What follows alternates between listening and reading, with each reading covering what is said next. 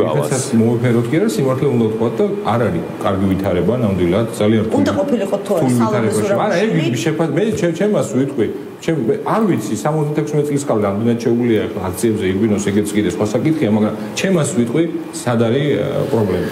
ერთი მართლა მძიმე ვითარებაში ვართ და ეს შელამაზება რომ ეს რაღაცა თვითდინებით ეს აქცია რაღაცას იზავს, არა, პოლიტიკური პასუხი პარტიების პასუხისმგებლობა არის, დასხდნენ ერთად და ერთად ვიპოვოთ გამოსავალი. ეს არის ნამდვილად ეს.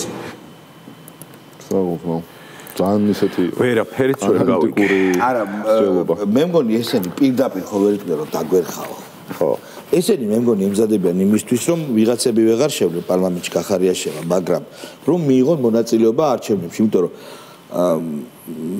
საოცრად მარგინალიზებულია ეს ხალხი რა, საოცრად. და რაღაცნაირად უნდა გააправონ აი ესე ამოცნობით ფროიდისეული შეცდომებით ლაპარაკში, უნდა გაამართლონ თავიანთი იდეა, რომ აი ერთი მშვენიერი სანახავი იქნება ეს, როგორ ნენელა მიუახლოვდებიან კრძალვით აი ამ ამბავს ოქტომბერში მაგრა ვიკაიფებთ აშკარად.